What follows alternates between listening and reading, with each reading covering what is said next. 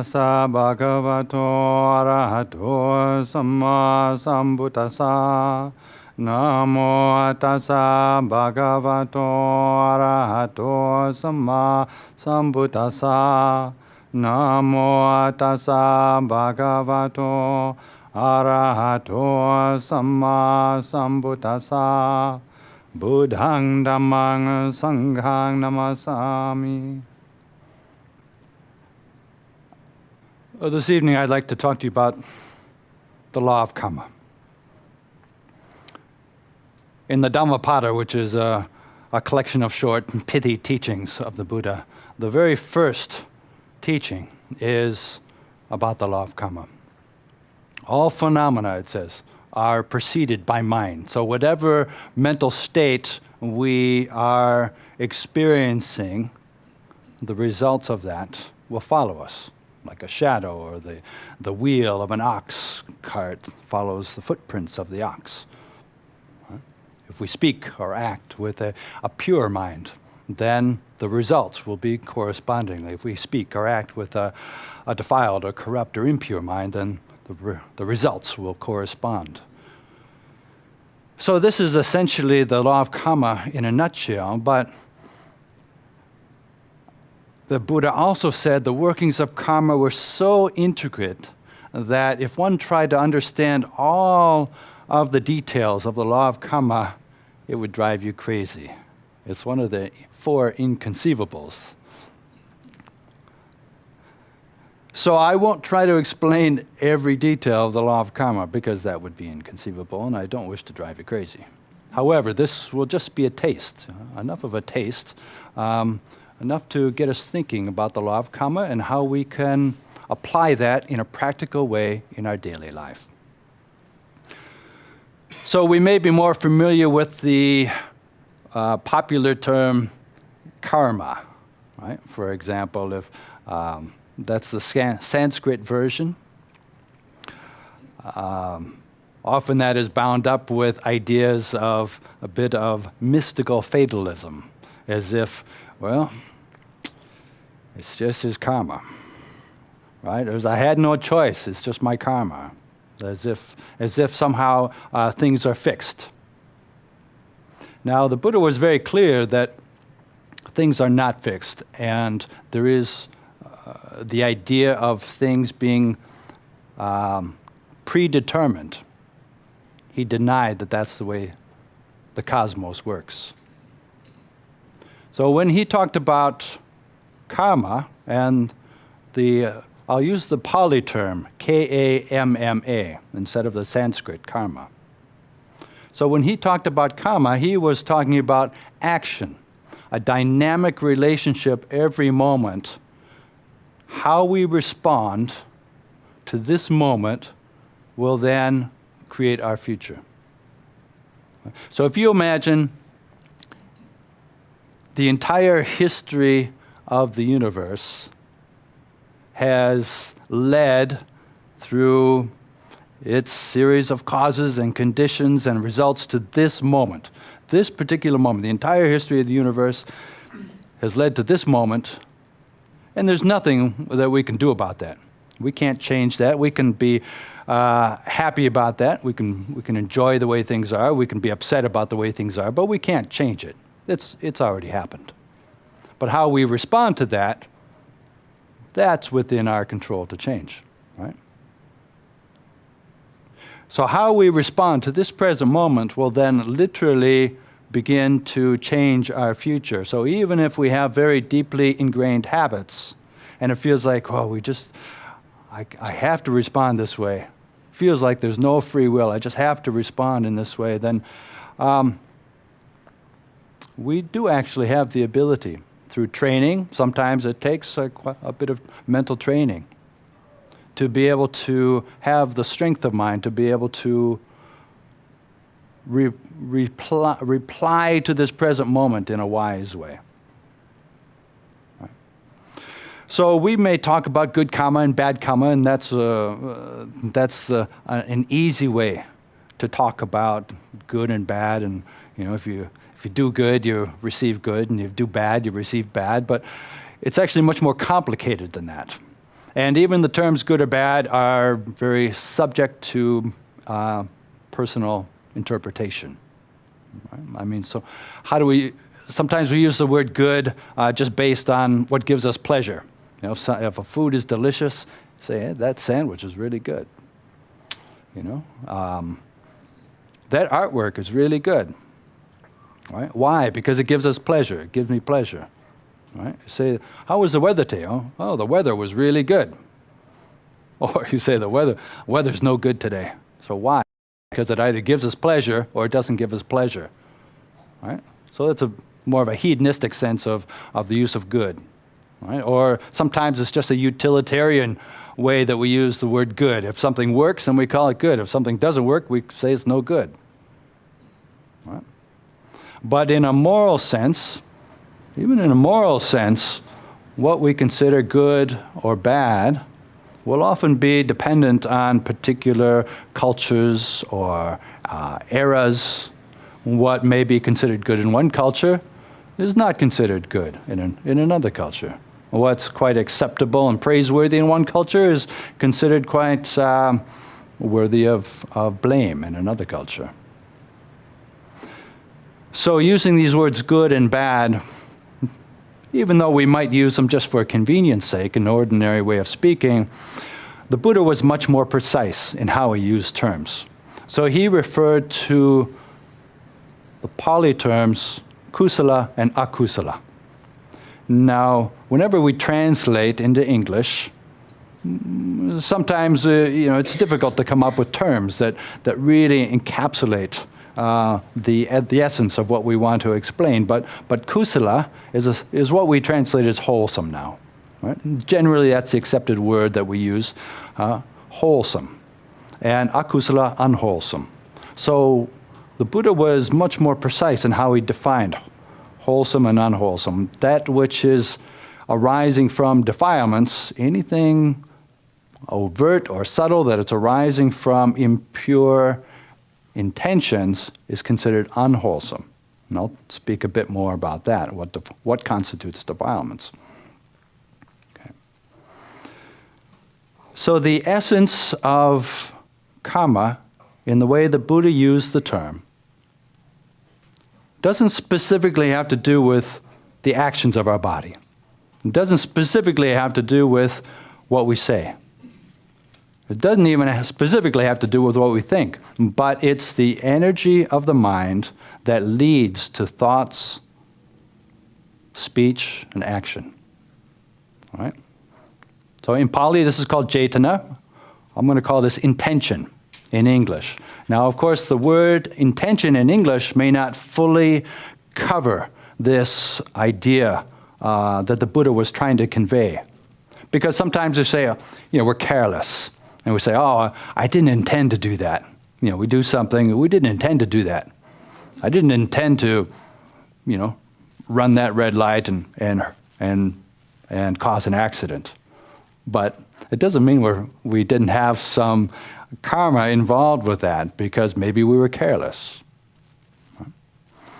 So this movement of the mind, which leads to thinking, which leads to speech, which leads to action, this is the essence of karma.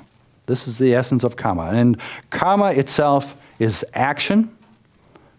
The results of karma has a different term. We call it vipaka. Say the results of karma. Right? So you have karma, which is the active, dynamic part of this process. And then you have the corresponding results. Often in everyday speech, we may confuse them. Right? We just kind of use the term a bit more loosely. So the Buddha was actually very precise in how we use these terms. So when we talk about intention, right? Now, intention is very closely related to motivation. But let's say you have the intention to harm, or you have the intention even to kill. Now, the motivation might be, could be a whole range of why we intend to kill, and that will affect the results. So the law of karma is not a simple one-to-one relationship. You do this, you're going to get this result. Right? You do that, you're going to get that result. There's a wide range of causes and conditions and mitigating factors which will affect the result. There are certain aspects that we can look to of the law of karma which will help to explain general patterns. Right? So, for example, if you have the intention to, say, kill, for example, one factor that will be that will affect the outcome is what is it that we intend to kill. Right? This is just one of the many factors involved. So, for example, if you intend to kill a mosquito, and if you intend to kill an elephant, and you go through with it, even though the intention to kill is the same, the elephant, because of its very nature, will carry a heavier result. Right? It's not to say there isn't any bad karma in killing a mosquito, because even mosquitoes are sentient beings that have a right to live. Right? But the object, that will make a difference. The intensity of the intention will make a difference. Right? So if we have a weak or fuzzy intention and we follow it, then that will have a less strong effect. The result will tend to be equally fuzzy or weak. But if we have an extremely strong intention, if we're highly motivated to do something and we follow through with it, then that will make a greater impact on our minds. So this law of karma, you can just see within our own minds. If there's a very strong intention, that will leave a strong imprint, and then the results tend to follow accordingly. When we talk about wholesome intentions, what is it exactly that we mean? Right? If you are acting on kindness, acting on movement of the mind of generosity, that has to do with giving or giving up. If you're motivated by compassion, there's a whole range of wholesome intentions, which by their very nature will lead to wholesome results.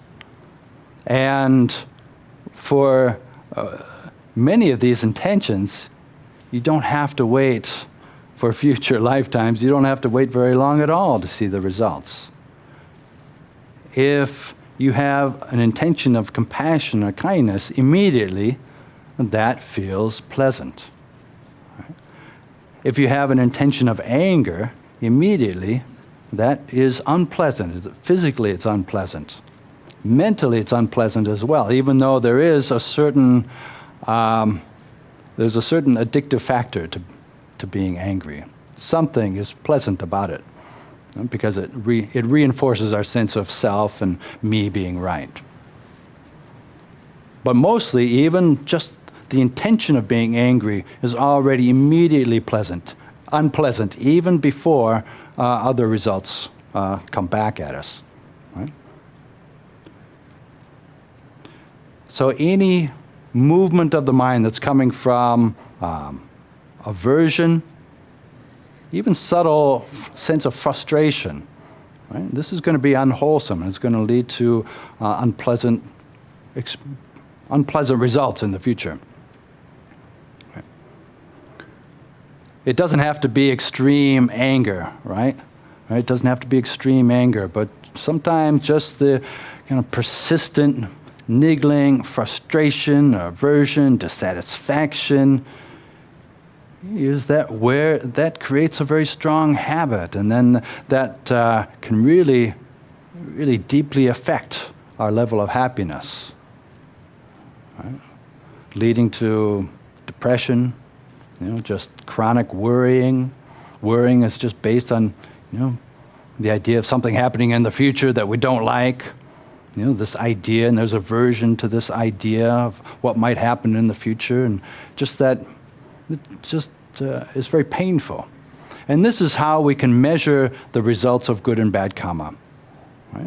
The Buddha was not so concerned about results such as wealth, status, how we look. I mean, all these things are also based on a law of cause and effect as well, right? But what he was most concerned about was essentially the level of happiness in our minds. And the level of happiness in our minds is based on how pure our minds are. The more we experience anger, the more we experience a sense of greed, selfishly desiring things, that by its very nature is going to lead to unhappiness. So this is the way the Buddha defined unwholesome states of mind, unwholesome intention, anything that's arising from the roots of greed, anger, or delusion. Now, rampant greed generally in society, even in mainstream society, is considered a negative quality. However, there's many more subtle forms of greed which are pernicious. They're destructive. They're not conducive to our own happiness. And just because something is praised in society doesn't mean it's actually going to be good karma. So this is where mindfulness and awareness becomes extremely important.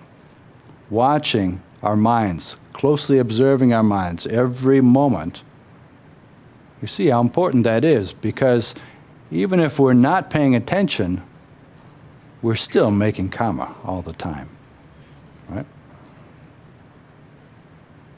Often it's habitual. Sometimes it might be culturally conditioned. Right? Depending on what culture we find ourselves in, depend on what habits we have, depending on what family we grow up in. All of these things will condition, what intentions are habitually developed. So once we start to see more clearly what is it that is motivating us, then at least we begin to have the opportunity to exert some influence on our future. Otherwise, we're just reacting like a robot. Something happens and we react in a particular way. Someone pushes our button and there's a conditioned response.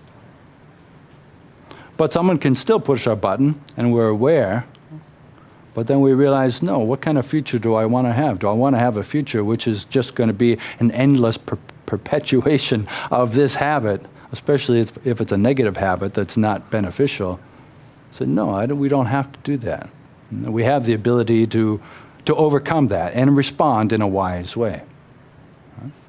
So these intentions that arise from greed or from anger or frustration or from delusion. Delusion is essentially states of lack of clarity, not clear understanding, or misunderstanding the nature of reality. Anytime we have misunderstanding or just general confusion, right, that's going to also perpetuate, and that may be the most difficult of the intentions to see. By its very nature, it's cloudy, it's not clear. So closely watching our intentions moment by moment, and seeing, do these intentions, how do they correlate with our deeper values in life? How do they relate to a future that we would like to experience? Are they actually leading to benefit for ourselves and others? Why is it that we do what we do? How is it that we've ended up in this stage of life? Right? Everything that we have at this moment, at this particular phase of life, how is it that we've ended up here? Mainly, it's the result of actions and speech and thoughts based on our own intentions. Now, not everything that we experience in life is a result of our personal karma. Right? There are other factors of cause and effect at play, such as the weather. But what determines our level of happiness or unhappiness. Right? And most of what we experience in life is a result of our personal, the karma that we've made in the past. So in one sense, it's a relief to know that, because it gets tiring to blame all of our problems on other people. And just to be able to take responsibility, say, well, wherever I am at this stage in life, whether we like it or we don't like it, we take responsibility for that. Because blaming is the easiest thing to do. Blaming others, blaming the situation, blaming the government, just blaming. But actually taking responsibility for this particular situation, for this level of happiness or dissatisfaction that we experience. Right? Okay, well, this is really the result of how I have been developing my own intentions, and this is the result that I'm experiencing. So it's quite freeing in that sense to realize that it's not just out of our control. It's not just, it's not just happening by chance. So then, the great majority of our practice, and specifically developing cultivation of the mind through meditation and meditation techniques, is based around systematically developing wholesome intentions. For example, you're developing loving kindness meditation. You're just over and over again bringing up this intention. May all beings be happy. May all beings be free of suffering. May they be free of pain. Right? Even if you don't feel overwhelmed by loving kindness at that moment, still, there is this sincerity of intention, right? A true sincerity of, actually, I do wish that other people be happy. Or even if there's someone that I don't like, I would wish that they be free of pain, be free of suffering. So systematically developing wholesome intentions and watching the results, then we start to see, this is actually a dynamic process, and this is something we can do in daily life. This is not just some theoretical exercise. We can play around with it. We can see, well, let's see, if I develop this mental state and I speak with this mental state, what's the result? Right? We can try. You say, you say something out of with a heart full of kindness, and see what the result is when you meet a stranger. Or you can experiment. You meet a stranger and you say something out of anger and hatred. You see, what's the result? Right? Probably not very beneficial, but that's how we learn. That's how we learn. Sometimes we make mistakes, and then we reflect. Well, what was my intention in saying that? What was my intention in doing that? And say, it fits the definition of unwholesome. Okay, maybe it's not such a mystery that we're not feeling happy, or we're feeling discontent, or there's disharmony. So then we learn something. Maybe then how about visualize that same situation, and I responded with a different intention, right? Would that be possible in the future? And the next time, maybe it is possible. And then we see what the result is. And you say, there was a situation that a few years ago would have really made me angry, but now I was able to respond in a way which is kind of kind and open-hearted and big-hearted, and the result was totally different, and it feels great, it feels wonderful. And just step by step, we start to see that this law of karma, there are causes and effects that we can see. You don't have to wait to future lifetimes. There's a lot that we can experience just within this lifetime. Even the physical effects, right? I mean, if we habitually develop certain states of mind, it will affect our body if it becomes a habit, right? If we have certain mental states that lead to tightening in certain parts of the body, right? if you're worried or fearful, these muscles become tight, and then gradually over the years become hunched over, or if we're regularly angry, all right, we start to get certain wrinkle patterns based on our anger. If we're regularly smiling, we tend to have smile lines, right? So even physically, we can see the results of karma over a period of time. You don't have to wait. It's not, there's many aspects of the law of karma that are not particularly mystical. You can see if you drink a lot of coffee, then you have to go pee, right? There's a certain cause and intention, and there are certain results, and you see, okay, right. The Buddha was not mostly concerned with how much coffee we drink and how much we have to pee. However, that same principle, once we start to understand, well, if it works on these very basic daily life situations, then how about if we apply it to our own spiritual liberation? Right? Would it be possible to maximize happiness and peace of mind and a sense of developing insight and understanding? If so, what are the causes that lead to that? It's not just willy-nilly. It's not just that some people are born with a greater sense of wisdom. I mean, maybe they are, but it's not. It is possible for everybody to develop these qualities. So what are the causes and conditions that actually lead to happiness? Right? And it takes some clarity of investigation. Many of the things that our mainstream society says lead to happiness don't actually lead to happiness. So many examples of people who have everything they should have to be happy. Every box is ticked. There should be, they should be very happy. They have everything that they've desired, all their desires are gratified, and yet, still they're not happy. Why? Because they haven't thoroughly investigated the true causes of happiness.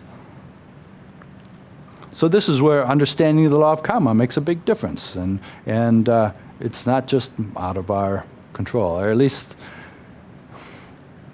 conventionally speaking. We have the ability to influence our future. Now, another factor that does come into play is in looking at the results of karmic acts that we've done, looking at the vipaka, the results. Right? How we habitually live our lives will make a big difference in how the result is felt. Let's say you have two people. One person is generally living a very wholesome life, very kind, very generous, usually in a good mood, helping others, life full of service. But then maybe one day that person's in a bad mood and says something aggressively. Now, the result of that will be, to a great degree, buffered by all of the, so we say, wholesome or good karma that person habitually does. Right? Now, if you have a second person, they say the exact same thing with the exact same intensity, exact same mind states, but habitually, they don't do much good karma at all. Right? They're not living a wholesome life. Now, they will tend to experience the results much more quickly and much more heavily. Right?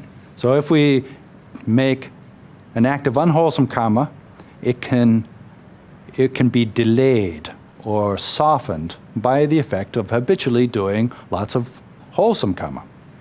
Right?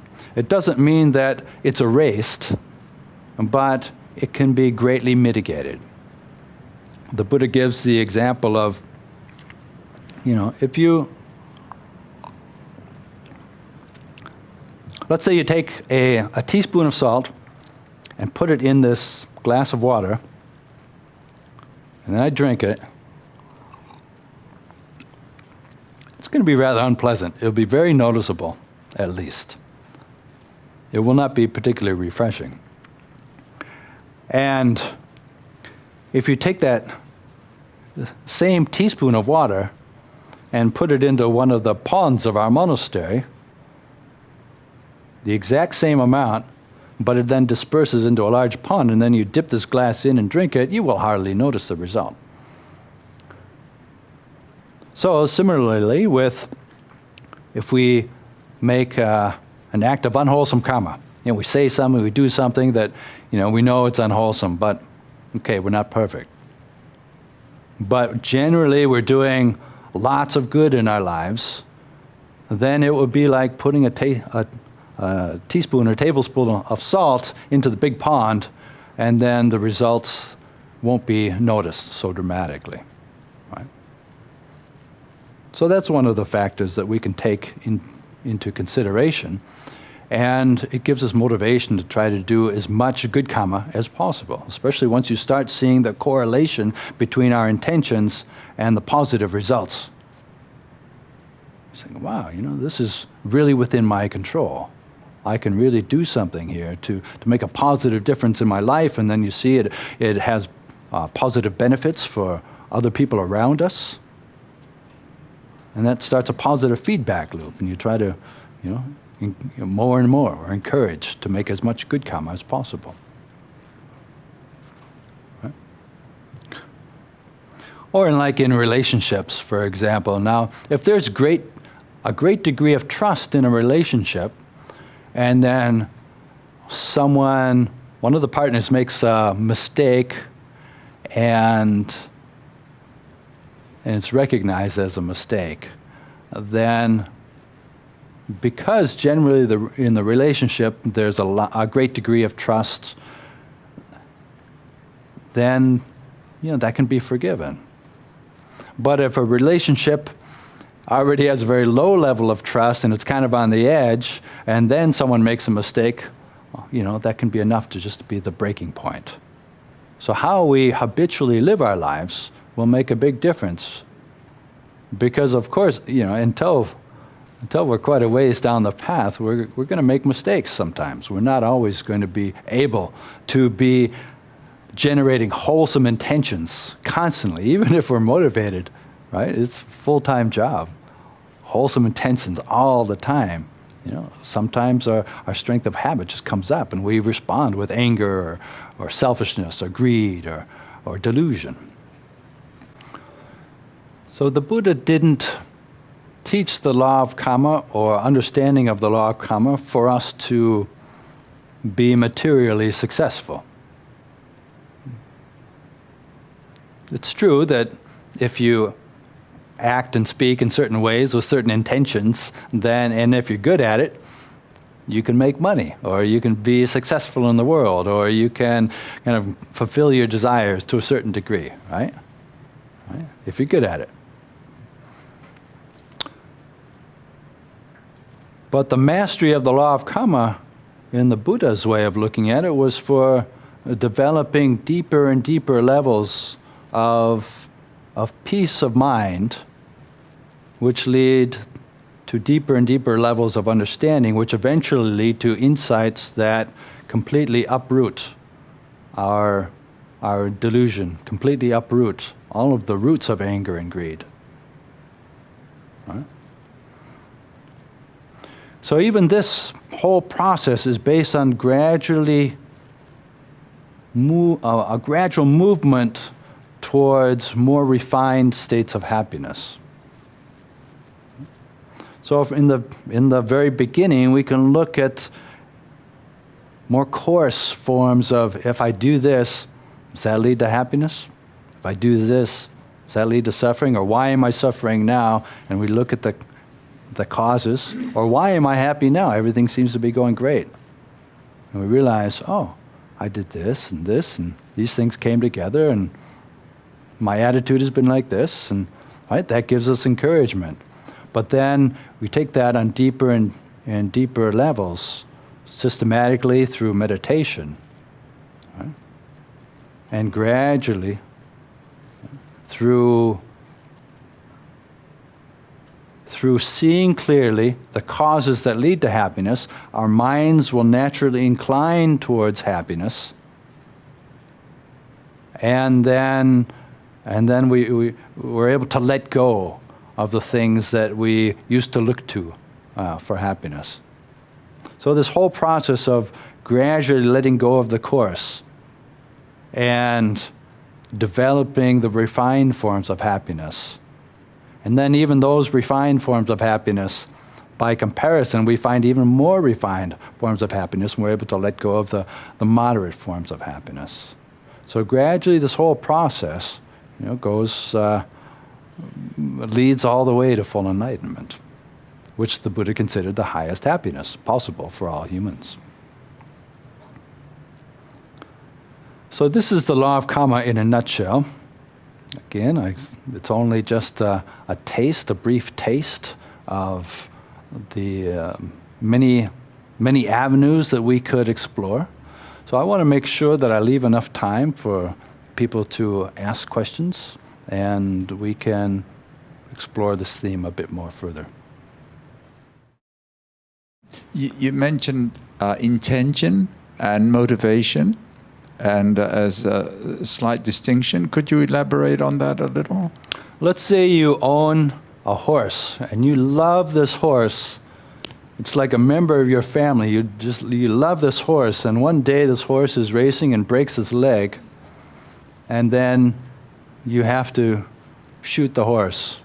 Now there is the intention to kill an animal. There is the intention to kill, and you follow through with it. But you're not motivated by anger, you're not motivated by hatred, you're motivated by compassion. Right?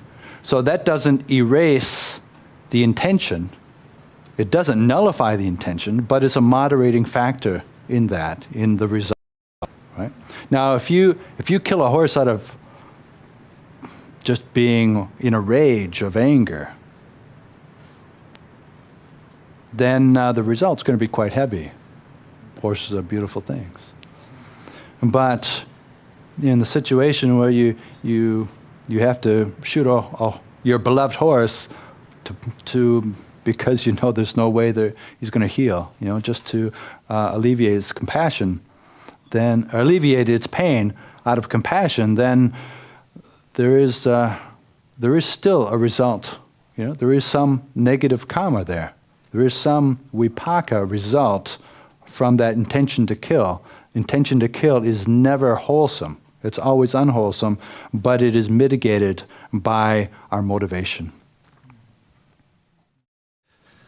My question is about our relationship to other people's circumstances and conditions, and the possible tendency to view that as karma, and the possible dismissal of other people's conditions and circumstances, and what our relationship is to that. Right, exactly. Now, an unwise way of looking at the law of Kamma is you see people who are born into poverty or suffering, or they have an illness, and then you say, oh, it's just their own karma, right? It's their own karma. It's their fault. You can actually use it for a coarsening of the heart and blame the person for their own suffering. Right? Now, it may actually be true that they are suffering as a result of previous karma that they've made. But whatever situation that people are in, the Buddha always recommended, to empathize with them, and try to alleviate suffering anywhere that we see it. So, I have to be careful on that. It's like a misuse or a misunderstanding of the law of karma. It's like a little bit of wisdom that we have to be careful not to fall into the trap of developing a coarseness of heart. Saying, oh, it's just his own karma. It's just her own karma, right? It's their own fault. We blame the victim. This question also has to do with other people. To what extent do we consider the way other people are implementing karma? And I guess to get really specific with this, something that I wonder about sometimes is all of my loved ones are non-vegetarians. I admit, I'm the only one. And, you know, they say, well, do you judge us? Do you think we're killers? Do you, no, but I struggle with this. I don't know to what extent I'm supposed to, I don't know. Do I have any responsibility, I guess? Yes and no.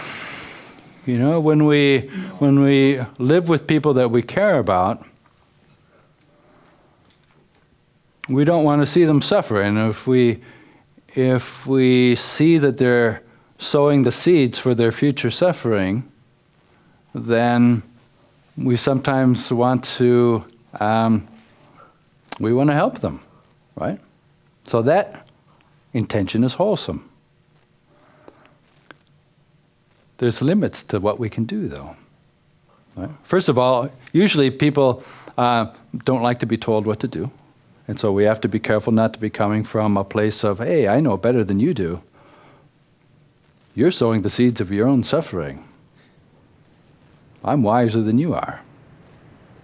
You're a stupid idiot. And you wonder why they don't like to hear that.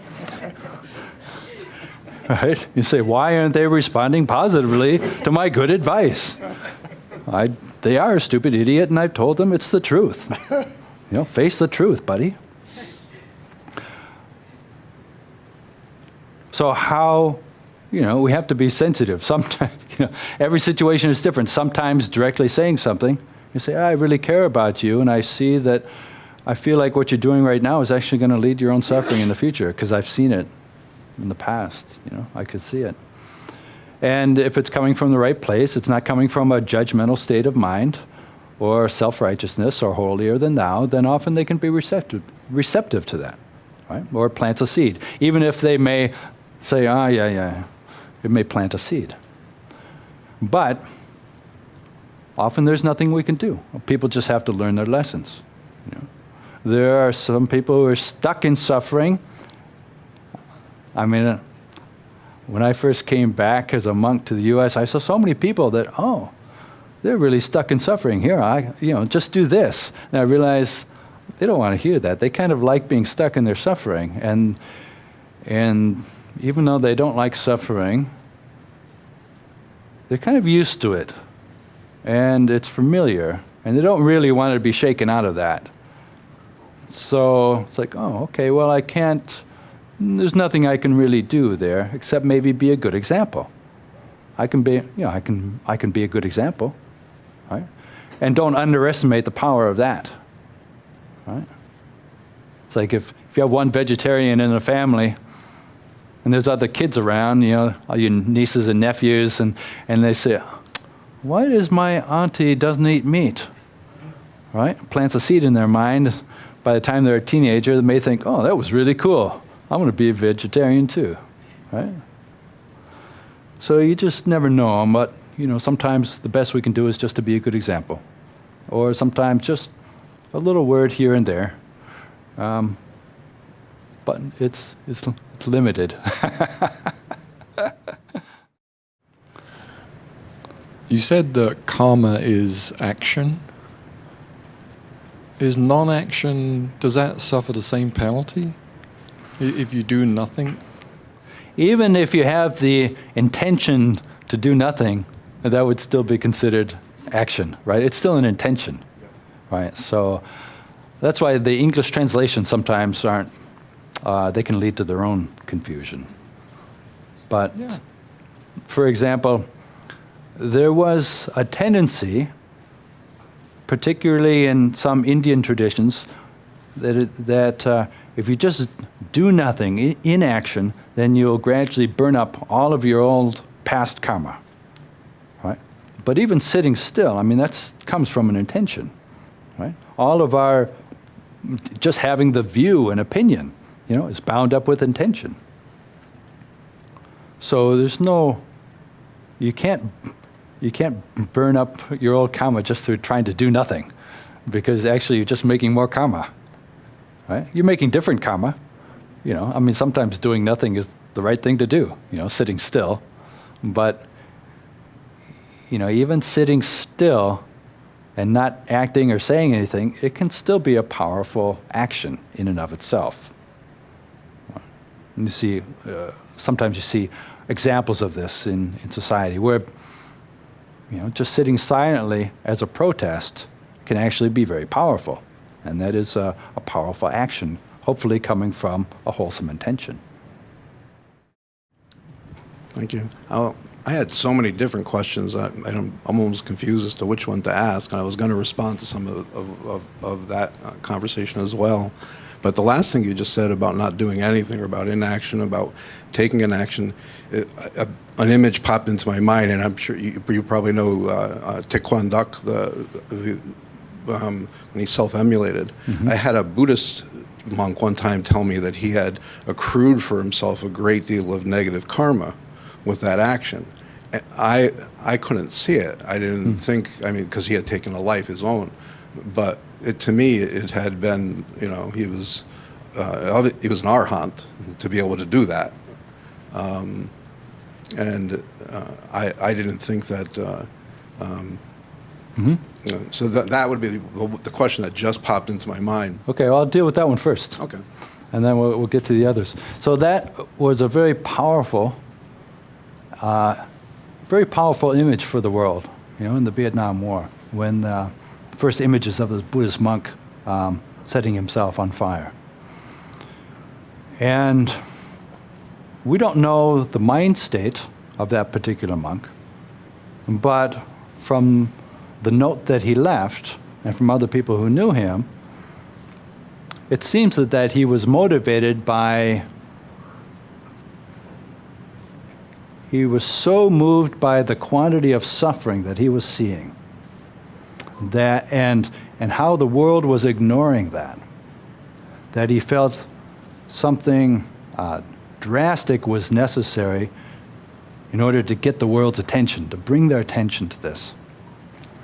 And I think in that aspect of his motivation, I think it was wholesome.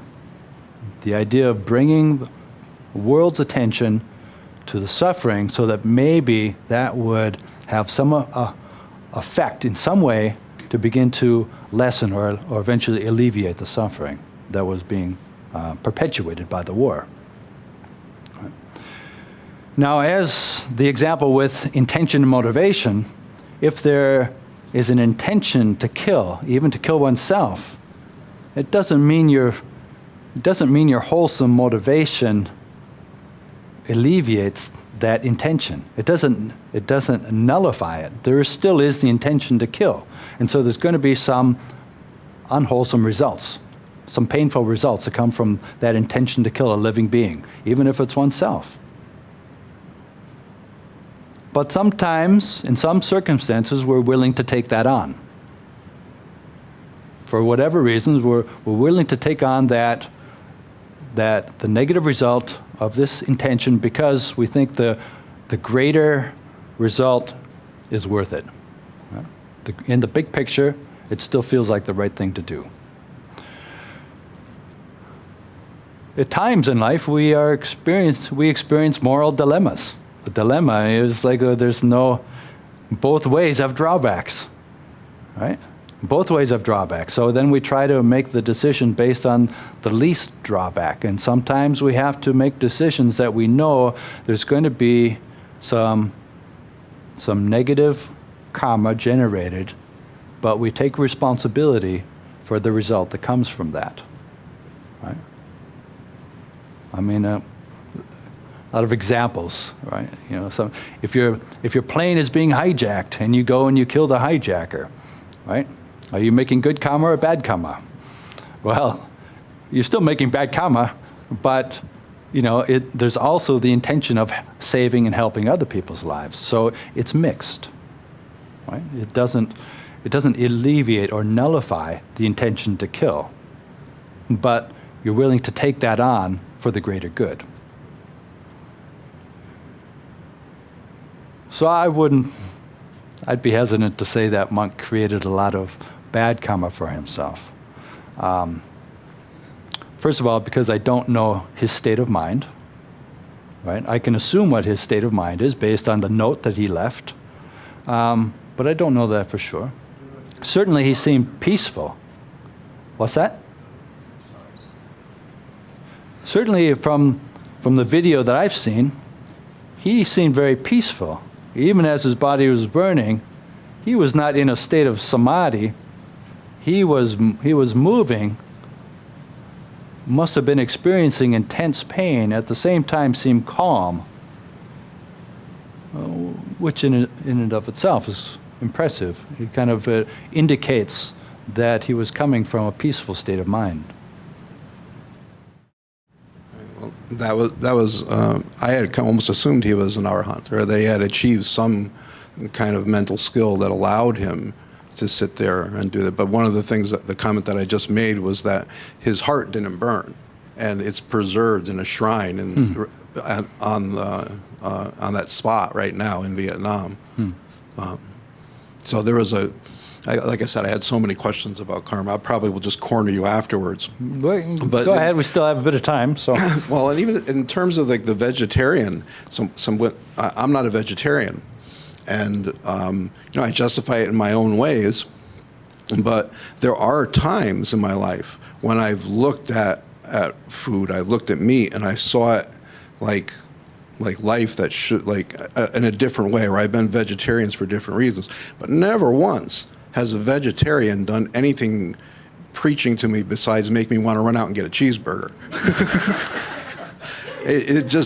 And I don't know if it's from where their intentions are, or that, like you said, no one likes being preached to. But right. One of the things on that note, though, one of the things that there's these little bugs that we have they're called stink bugs, that are taking over an area, and they're like mosquitoes. And for the most part, I try to catch bugs and let them go, and catch bugs and let them go, but not mosquitoes. I don't know what the bill's going to be for killing them, but I got a tab. Right. So, like killing mosquito, is that a good thing or a bad thing? It really depends on who you talk to. I mean, if you talk to the Buddha, he would say, "Well, it's still an unwholesome act of karma." Mosquito nets are better. You talk to the average person in the countryside. No, it's a good thing. The more you kill, the less there are the less malaria. Right, it's a social responsibility. And mosquitoes' life, I mean, if you're comparing it to a human life, malaria and whatnot, but in terms of that, like catching those bugs and killing them, I kind of made a decision that was another pest that I was going to do that with, but I tried to make not when I was angry or was irritated by the thing's presence. I would try and wait until does it make any difference if you take a minute and not be hateful before you flush it down the toilet? May you be happy.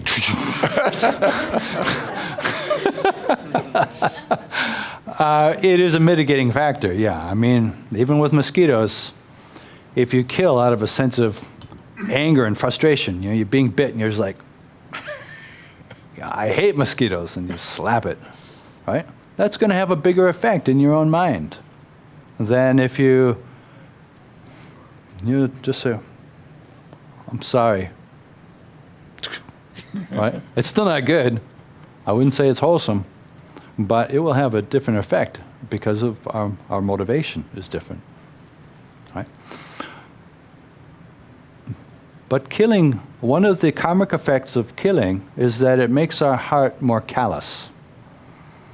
And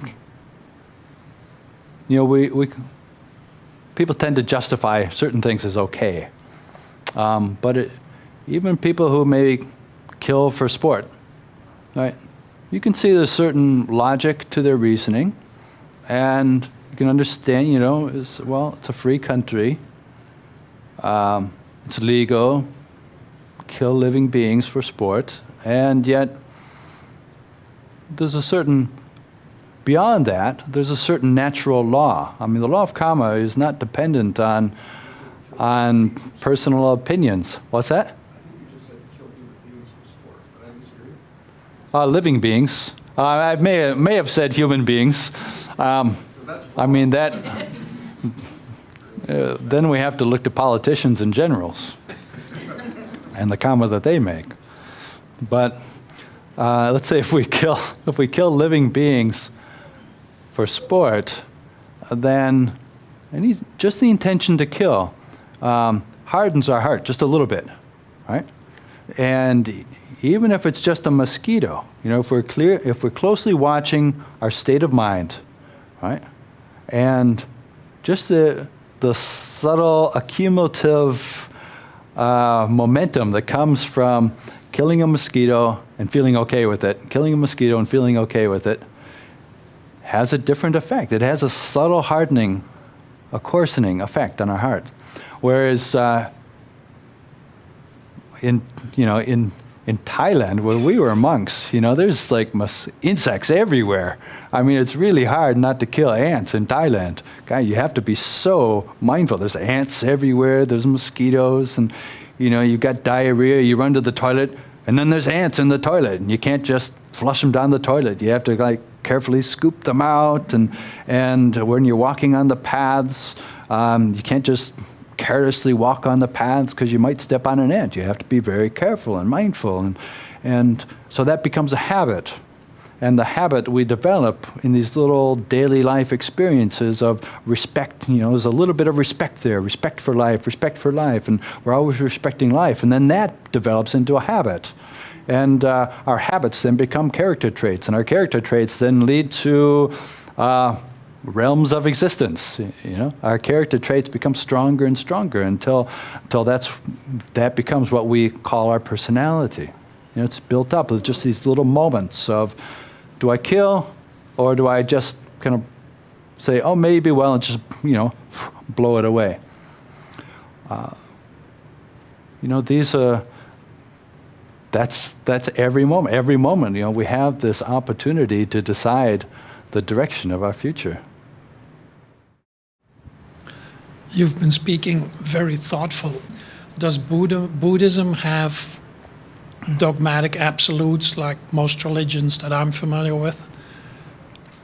Well, it depends on how you define dogma. I mean, I would say there's no dogma in Buddhism. If you define it as there's a set of beliefs that you have to believe in order to be Buddhist, right? So in order to be a Buddhist, you have to believe this, this, and this, and this. And if you don't believe that, out the door, mate. So it's not that attitude at all. It's more like, well, Buddha said, well, this was his experience. This is what led to enlightenment. He says it's true universally. Let's give it a try, right? You test it out for yourself. You don't have to believe ahead of time, does the law of karma exist or not, right? Maybe you're predisposed to thinking it's all just happens by chance. The law of karma is just BS. Good people suffer, bad people thrive. There's no sense to it all. It's just by chance, Or you may think, no, it's all written in the stars, right? No matter what we do, doesn't make any difference because it's all predetermined. If you have those beliefs, then that's already karma. It comes from intention in and of itself. Our views, our perceptions, our opinions. But the Buddha said, well, just try, experiment, look for yourself, see. Law of cause and effect, right? What conditions, when they come together in this particular way, particularly the condition of our own intention. That's the key factor in the law of karma that the Buddha was concerned about. Our own intention. What role does that play in creating certain results? And then you kind of experiment. Does it seem to work or not? Are there results? And, pretty quickly you see there are results. And you think, okay, well, this part of the Buddhist teachings, it does seem to be verifiable in my daily experience. So, right, it doesn't mean that I'm automatically going to believe everything, in the ancient suttas. But so far, what I can see in my daily life seems verifiable. It makes sense, and I've tried it in my own life, and yeah, it seems to work, right? So that gives you a little bit more confidence, in the teaching to say, well, there are certain things I can't verify, like, some effects of karma will be experienced in future lives, or in this life, The causes may not have been generated in this life to what we're experiencing, but may have been generated in previous lives. So, well, do I have anything to prove whether there's past lives or future lives? For most of us, we would say no, right? But, well, theoretically, it could, can make sense, or just keep an open mind, right? And with the things that we can verify, that's where you place the majority of your attention. We can work with those things. And the things that we can't verify, we just keep an open mind. Don't believe anything blindly, but also don't dismiss anything blindly, because that's also a trap. You say, no, I don't believe in past lives. It's nonsense. So, well, what do you base that on? How do you know? Right? So how do you know there's no past lives? It's better just to have an open mind. It's more realistic. And it's like, well, I don't know for sure either way. I think it's a realistic way of approaching it. And, the Buddha was very practical. Almost all of his teachings come back to this life, what we can do here and now to create a greater sense of developing wisdom and all the causes that lead to wisdom. I have a question about bad karma. You mentioned earlier that, it sort of manifests as unhappiness.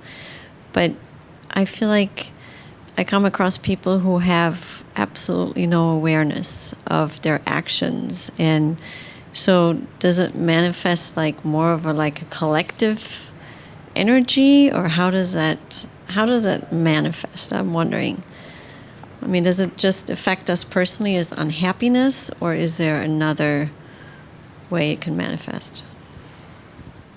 Well, a lot of people that we meet may have a low level of self-awareness, but if you really look into their mental states, if you look into their mind, not just on the surface, you ask them, how are you? Oh, I'm great. Everything's great.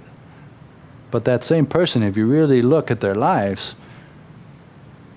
they're going to be experiencing a lot of unhappiness, a lot of suffering, a lot of frustration, a lot of sense of dissatisfaction or depression or feeling unfulfilled. They're not living according to their values, or they're not achieving what they had hoped to achieve. These are all forms of suffering.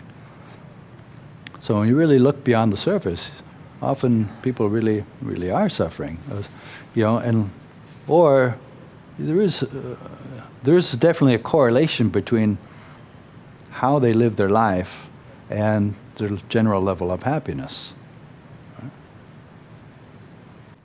You look at some people who, you get to know them, and they really do seem to generally be at peace with life. You think, well, how have they lived their life, right? For the most part, they're honest and trustworthy and generous, and they're really good-hearted people. And even people who may, on the surface, seem like they have everything, they've got it all, you don't really know what's going on in their own minds. Right? As a monk, often people will come to me and open up, and on the surface, they looked like they really had it together, and then they open up, and you realize their life is a mess. Right? So you have to look pretty deeply sometimes in order to see, especially with other people. We can learn a lot from other people. Sometimes other people's causes and effects are easier to see than our own. Right? This is very true in the monastery. We can really see other people's, causes and effects. They're doing that, and that leads to that result, right? And that's not good. But we may be doing the exact same thing, and we don't see it in ourselves. All right? So we can learn things from other people, but really, the most important thing is to carefully observe everything we say, everything we do, and say, well, what intention is motivating that? Or even just you're sitting in meditation and thoughts and memories are coming up, or future plans, or an obsession with trying to create some future plan. And so, well, what's motivating that? What intentions are being formed there? And then it can be quite revealing. You realize that, it's coming from fear. It's coming from insecurity, right? I mean, some people worry all the time. They hardly know it because it's become a habit. Worrying all the time, and it's coming from intentions of insecurity and fear. And so that's not going to have a result of being happy. And so it takes a certain amount of, what it takes to break that habit is how do we develop clear awareness, attentiveness, what we call mindfulness, like strong, clear awareness, not just of our surroundings, but also particularly of our own mental states. Our body, our speech, our mental state. Developing a very clear awareness moment by moment. And then we start to learn some surprising things about what's actually motivating us. Right? We may think we know why we're doing what we're doing, but if we look on a momentary basis, we think, oh wow, it's actually because of fear, or it's actually because of we're just trying to get praise, right? Or we're just trying to get someone else's approval, or right? And then we think, oh well, that's silly. Right? And then you can start to change things. Otherwise, if we don't see it clearly, it's almost impossible to change. Someone has written in a question, would killing a person be bad if death is the best that could be would be best for that person to be at ease, or I guess relieved of some suffering? Yeah, it's one of those moral dilemmas, right? There are certain circumstances where, say in euthanasia, for example, people may be faced with very difficult choices. Someone may be very depressed. It's hard to, it's easy to be judgmental about people who commit suicide and think, that was a really bad choice. They made a bad choice. Why did they do that? Why did they create suffering for the people who love them? Say, well, you don't know how much suffering they were experiencing, where, imagine if you thought the best option for you was to kill yourself. How much suffering people would have to experience for that to be the case. And then, you're not less judgmental about people who commit suicide. It doesn't mean that killing oneself doesn't have negative consequences in future lives. If you believe in future lives, if that is the way it happens, then they say committing suicide is quite bad karma, especially if it's coming from anger, aversion, depression, just wanting to alleviate suffering in the wrong way. But sometimes, people are faced with very difficult circumstances that they have to make difficult choices. Now, let's say you have people on life support. You have a relative who's on life support, and somehow it comes to you to make a decision of whether to continue that or not. And maybe even the person themselves has said, please do not prolong my life if it doesn't look like there's any possibility of having an active life again. Don't prolong my life, And then, but still, it's got to fall on someone's shoulders to make that decision. Yes, let's pull the plug, or no, do not resuscitate. Right? Someone has to make that decision, and there will be some karma involved if it leads to the death of a person. Right? But again, the effect will be mitigated greatly by the surrounding circumstances. It's not a simple one-to-one relationship. Cause the death of a human being and you get a certain result, right? No, it depends on all of these surrounding factors what the result will be. So if you're trying to alleviate someone's suffering, especially if it's their wish, to like assisted suicide, for example, if it's their wish and you help them, let's say you're actually the doctor who injects somebody with the poison that kills that person, even though it's their expressed wish that they die. Now that doctor is still going to experience some negative karma from that intention to kill. There's no way to erase that, but it's a very different result than if they had engaged in premeditated murder for profit, right, or out of anger.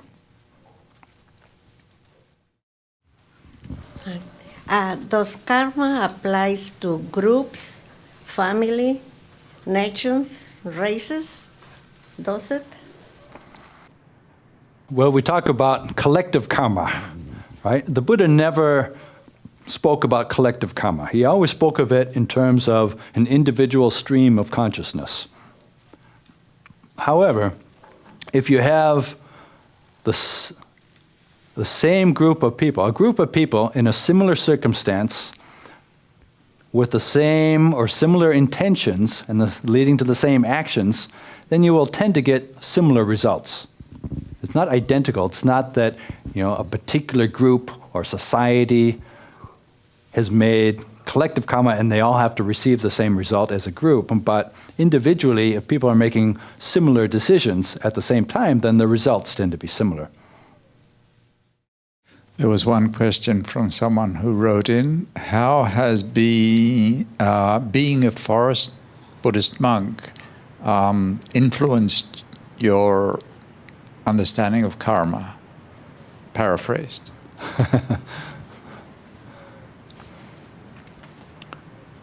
Well, generally, as a forest monk, you have to develop a high degree of awareness. Everything in our lifestyle is constantly pulling us back to being mindful of our bodies, mindful of our mental states, mindful of the surroundings, mindful of the people that we're living with, right? So everything is pulling us back to being clearly aware. The whole lifestyle encourages that. So with that, then there's this, when a thought arises, you quickly know it, right? You're just sitting, trying to do nothing, and still thoughts arise. Intentions arise, motivations arise, but more quickly aware of them. And if you know it's unwholesome, you think, oh, you can kind of nip it in the bud more quickly. Or if it's wholesome, you think, oh yeah, my teachers have encouraged me to develop generosity wherever I can see to help somebody else out. In the monastery, don't be hesitant, help them out. The seeds that are planted from reading our teachings, from listening to teachings from our teachers, right, encourage us to act on our wholesome intentions. It's not like all intentions are unwholesome. I mean, we have many wholesome intentions, right? So when we're feeling motivated to be kind and caring, then to act on that and make much of it and develop it and perfect it. So these are some ways that being a forest monk has helped to shed some clarity. What are the connections between ego and intention or acquisition of merit, and how can we skillfully employ ego for spiritual in spiritual progress? Right. Now, with every step of our Dhamma practice, practicing the path of the Buddha, even when we're doing good things, our ego can get in there and ruin it, right?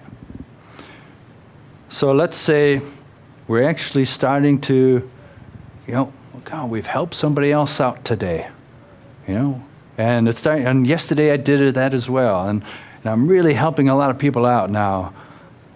I'm really a good person, right? I'm really racking up a lot of good karma. It's like, boy, my karmic bank account's getting really big. Right? It's like, God, I'm a great person, right? And we can start to identify with it. Identification is the great pitfall. The law of karma in and of itself is an impersonal process. Even in our own minds, it's still an impersonal process. But if we identify with it, then we fall prey to the possibility of strengthening our sense of self rather than undermining the delusion of self. Now, we can't just jump into the ultimate way of looking at non-self. So there are skillful ways of using our conventional ego, our sense of self, in order to develop wholesome karma, right? I mean, basically, if we care about ourselves, and if we say, well, if I make a lot of good karma, it's good for other people, but it's also good for me, and it's going to create positive consequences, in the future for me. So, okay, out of compassion for myself, then that seems to be a smart thing to do, and you can kind of use that as a motivation, a way to help motivate us to do more and more good. Even something like generosity, it helps other people, but it also helps ourselves. And immediately, if we're really watching, when we give something up, when we truly give it up, there's a sense of relief. It feels good, it's pleasant, it's joyful, or it feels like a burden dropped if we truly give something up. Right? We thought, oh, yeah, we like that, right? It's pleasant. And so let's see if we can maximize pleasure in a wholesome way, rather than trying to maximize pleasure through gratifying our desires, which, that's an endless, hopeless, burdensome task. But if we start to look to, okay, the happiness that I'm seeking is actually in this heart already. Let's see if we can maximize that happiness. Still kind of coming from a little bit of, a little bit of ego there, a little bit of self-concern. I want to be happy. I want to be wise, right? I want to be, even just, I want to be a good person, or I want to be really generous, and I hope other people notice, right? I'm a really good person. I hope everyone saw that. I asked a really smart question. I hope everyone saw that, right? So there's all these little ways where our ego gets in there, and it doesn't mean that we shouldn't do it, but it's just like, try to use it in a skillful way, because eventually, even identification with the wholesome will overcome itself if we take the practice far enough. If other people are intentionally being mean to you, they're creating bad karma for themselves. But how is your karma, why are you attracting these people into your life? Is that part of your own karma? Or is it just what they do is their karma and how you respond to it is your karma? Or do you ever have any influence over anyone else's karma? Yes, yeah, it can be the case. If we find that certain patterns are occurring in relationships over a period of years with different people, I think, well, am I doing anything to kind of make this happen? And sometimes that is the case, right? Because it always seems like it's the other person's fault, or it's like, why are they being so mean to me? Or it's easy to, feel the victim in that. And sometimes it is. Sometimes it may have nothing to do with what you're doing in this lifetime. It's simply the other people, creating their own suffering. But it's always good to kind of reflect and check. Am I doing anything that is somehow attracting these type of people? Right? It may be the case, right? Can be the case. Certain. I think how some people go from abusive relationship to abusive relationship, and you think, well, are they doing something, right? Why they're getting themselves into these situations where they become victimized. So, well, there's a certain amount of responsibility that we all have to try to investigate, right? It may not be the case that it has anything to do with decisions or intentions on our part, but it may be the case, that we've kind of made certain decisions based on intentions that have led to certain types of relationships and patterns, and you think, oh, maybe I have a role in this. So then you think, nah, it's just their fault. But yeah, it takes a big mind to really fully take responsibility for all of the karma that we make and wholeheartedly accept the results.